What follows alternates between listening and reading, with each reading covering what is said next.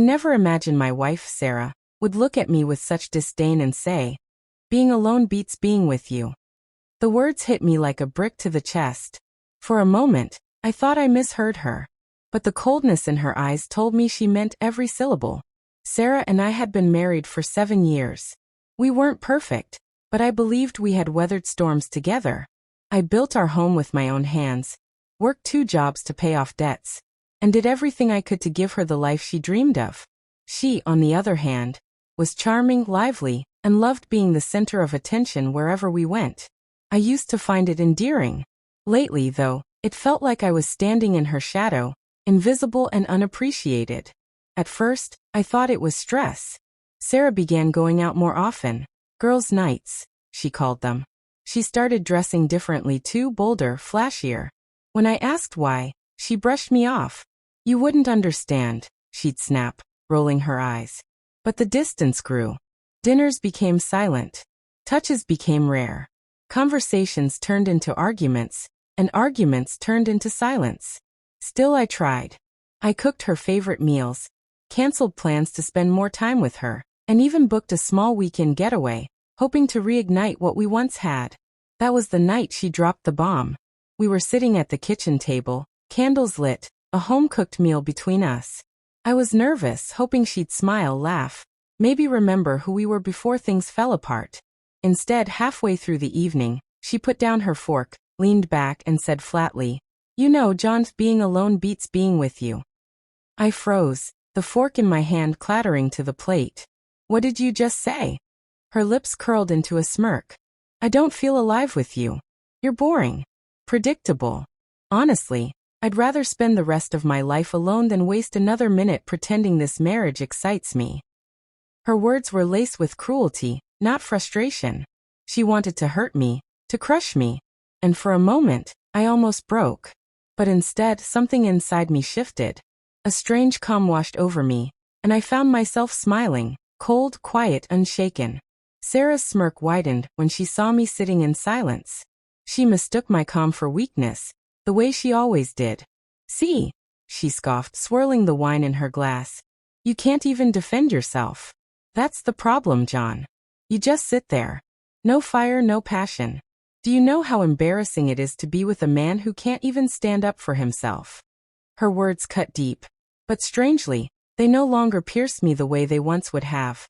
Instead, I studied her, this woman I had once adored, who now sat in front of me dripping with arrogance.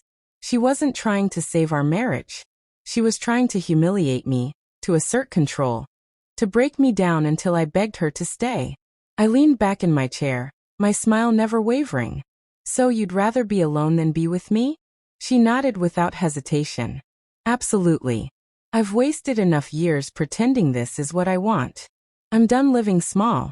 I need excitement, passion, a man who actually knows how to live. Being alone would be better than being chained to someone like you." For years, I had bent myself backward trying to make her happy. I thought if I worked harder, loved stronger, sacrificed more, she would see my worth. But here she was, throwing it all back in my face with the ease of someone swatting away a fly. I took a slow sip of my drink, letting the silence stretch just long enough to make her uncomfortable. Then I said, "If being alone is better than being with me, then I won't stand in your way. You can have your freedom." Her smug expression faltered, just slightly. She wasn't expecting that. "Wait, what are you saying?" I placed my napkin neatly on the table, my smile as cold as the air between us. "I'm saying you don't have to pretend anymore. You don't have to waste another minute. You're free, Sarah. From me. From this marriage. From everything you claim is holding you back." She stared at me, searching my face for a crack in my resolve. But there was none. For the first time in years, I felt no fear, no desperation, just clarity. Her voice rose, tinged with panic. "John, stop.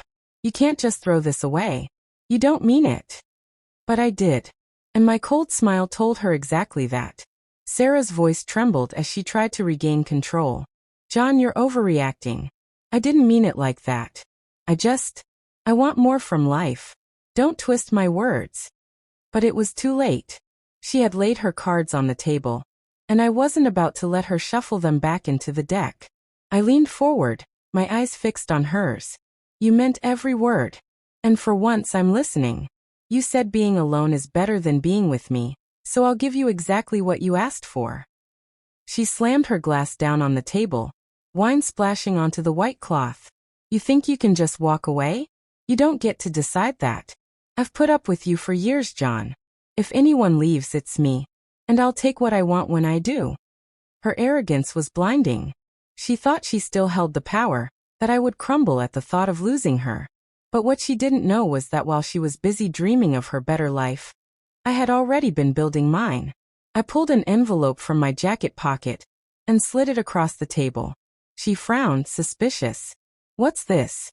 Divorce papers, I said evenly. Signed. Filed. Ready. You told me you'd rather be alone, Sarah, so here's your chance. Her face drained of color. She opened the envelope with trembling fingers, scanning the pages. You already did this? I nodded. Weeks ago. Before you even had the courage to say what was on your mind. I knew. I saw the late nights, the coldness, the way you looked right through me like I didn't exist. I knew you were gone long before you admitted it. Tears welled in her eyes, but I felt no sympathy.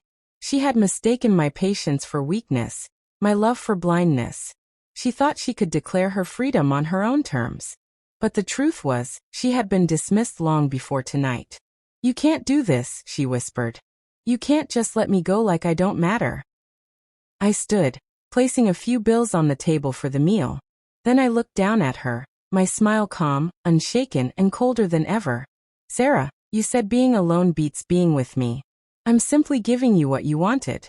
And from now on, my life belongs to me, not to the woman who wasted it. As I walked out, leaving her in stunned silence, I felt lighter than I had in years. The cold smile she feared wasn't bitterness. It was freedom.